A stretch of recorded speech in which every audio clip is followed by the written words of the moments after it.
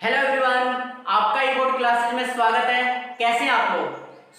आज हम अपने विलियन चैप्टर का अगला टॉपिक शुरू करने जा रहे हैं और आज का हमारा जो टॉपिक है वो है मोललता या इंग्लिश में बोलते हैं मोलैलिटी। चलो आप लोगों को एक पॉइंट बता रहा हूं, इसमें याद करने की। जैसा कि मैं मोललता पढ़ा चुका हूं और अब मैं मोललता पढ़ा रहा हूं, तो नॉर्मली क्या होता है, इसमें विलय जो होता है उसमें हम विलय के मोलों की संख्या को लेते हैं। हमने जब मोललता पढ़ा था तो हमने क्या लिया था, हमने 1 लीटर के विलियन में क्या ली थी, विलय के मोलों की संख्या ली थी। सेम हम यहाँ पे कोई हमारा विलियन होगा या विलायक होगा और उसमें जो हमारा विलय होगा वो क्या होगा, हमारा मोल होगा। तो पहले थ्योरी लिख लेते हैं क्या होती है। तो नॉर्मली क्या हो जाएगी, किसी विलायक के 1 किलोग्राम में उपस्थित विलय के मोलों की संख्या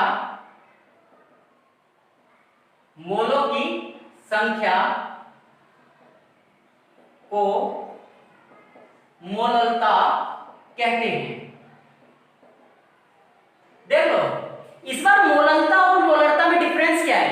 वहां पर जो हम ले रहे थे 1 लीटर का विलियन ले रहे थे, हम इस बार क्या ले रहे हैं, 1 किलोग्राम का विलायक ले रहे हैं और उसमें क्या है, विलय के मोलों की संख्या उपस्थित है। तो नॉर्मली क्या हो जाएगा, सपोज करो हम कोई विलियन बना रहे हैं या कोई हम विलियन सॉल्यूशन बना रहे हैं और उस सॉल्यूशन जो है हमारा सॉलिड सॉल्यूशन है। और अगर आप सोचो सॉलिड सॉल्यूशन है तो उसे हम क्या लेंगे, ग्राम में लेंगे। तो हमने क्या लिया, आप जानते हो मैंने आप लोगों को पढ़ाया है कि विलय प्लस विलायक मिलकर क्या बनाते हैं, हमारा विलियन बनाते हैं। अब विलियन तो होता है, विलियन बनाते हैं।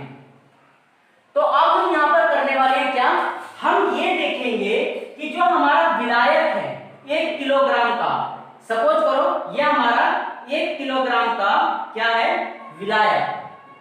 इस 1 किलोग्राम के विलायक में विलय के कणों की संख्या कितनी उपस्थित है, छोटे छोटे कणों की यानी कि मोलों की संख्या कितनी उपस्थित है, उसी को हम क्या कहते हैं, हम विलय के मोलों की संख्या, उसे हम क्या कहते हैं, हम उसे मोललता कहते हैं। Point clear. अब हमारे ऐसे दैनिक लाइफ में बहुत सॉल्यूशन आते हैं जहां हम बहुत सारी चीजें ऐड करते हैं। जैसे कि आप लोग जब भी मेडिसिन लेने जाते हो तो उस मेडिसिन में आपका कुछ ना कुछ विलायक होता है और जब आप मेडिसिन का पैकेट पढ़ोगे तो उसमें लिखा होगा कि इस चीज को हमने 1 ग्राम ऐड किया है, इसे हमने 2 ग्राम ऐड किया है या इस पूरे को हमने इतने में लिया है। तो किसी विलायक के 1 किलोग्राम में विलय के मोलों की संख्या को हम क्या कहते हैं, मोललता या मोलैलिटी कहते हैं। अब खुद सोचो, मोलैलिटी को हम m डैश से प्रदर्शित करते हैं, m डैश से प्रदर्शित करते हैं या स्मॉल m से प्रदर्शित करते हैं, ये लिख सकते हो।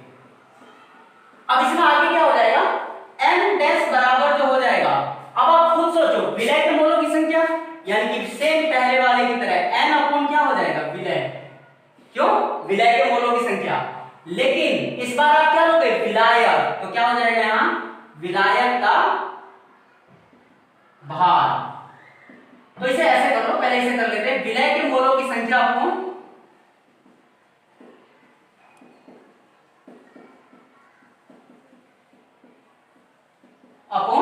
विलायक का भार।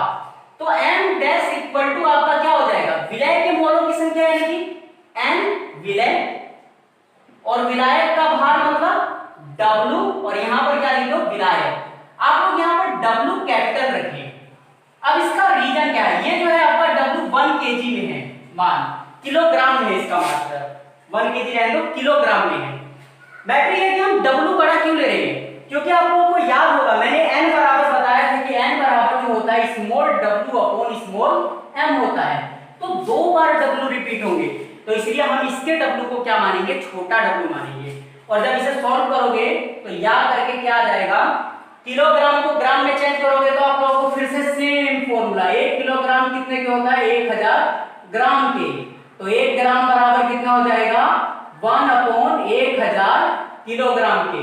तो आप जब इसे चेंज करोगे तो m डैश बराबर हो जाएगा n विलय अपॉन क्या हो जाएगा, W विलायक इंटू 1000। क्लियर। और जब इससे आप लोग और n को खोलोगे तो m डैश बराबर हो जाएगा W upon m into capital W किसका, विलायक का, और इंटू क्या हो जाएगा 1000। ये 1000 ऊपर है, कोई भी बच्चा नीचे मत सोचना। क्लियर है, तो इसे आप लोग नोट डाउन कर ले। चलिए मात्रक देखते हैं, इसका मात्रक क्या होगा। तो अगर हम मात्रक की बात करें तो देखो बहुत क्लियर हो गया आसानी से। जो मोल का मात्रक होता है वो मैंने बताया था आपको क्या होगा, मोल ही होगा। और इसका मात्रक आपको ऑलरेडी, भार का मात्रक क्या होता है, किलोग्राम, तो मोल प्रति किलोग्राम होगा, या मोल किलोग्राम इनवर्स हो जाएगा। तो ये था हमारा मोलकता के बारे में। इसके बारे में क्वेश्चन कर लेते हैं। क्वेश्चन लिख लो।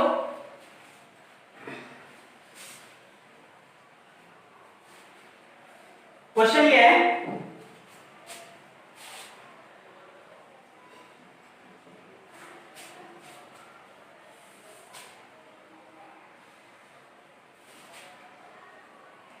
एक बिलियन जिसमें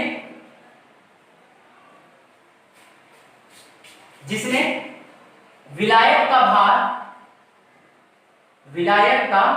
भार 500 ग्राम दिया है तथा उसमें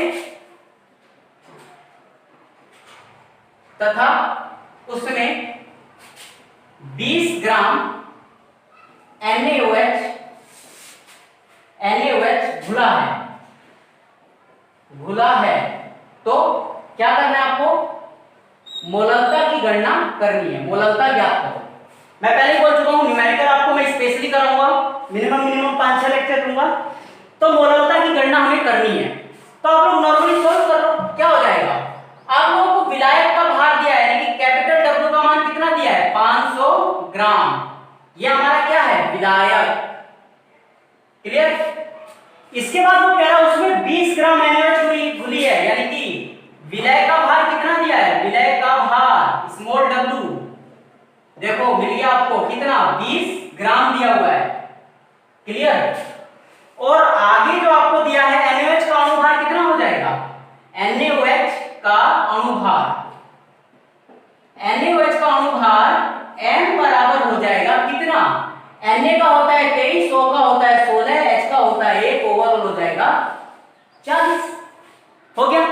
अब आप ये सोचो, जब भी आप फॉर्मूला अप्लाई कर रहे हो तो आपको कौन सा करना चाहिए।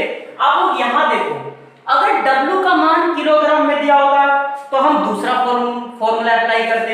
अगर हमें यहाँ ग्राम में दिया है तो आप लोगों को याद होगा, मैंने आपको फॉर्मूला बताया था, मोलकता m डैश बराबर क्या हो जाएगा, W upon m into capital W, यहां पे क्या लिखा था, विलायक इंटू 1000। ये किस इसमें था, अगर यहां पर मान किसमें हो, ग्राम में हो।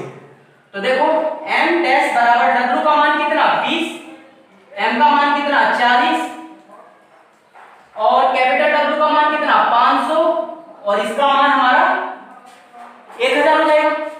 डिवाइड करो, 500 दूनी और 20 दूनी, वाओ कितना इजी हो गया, 2 अपॉन 2 डिवाइड कर लो, m डैश का मान क्या हो जाएगा, 1 मोल प्रति किलोग्राम। तो ये थी हमारी मोलकता।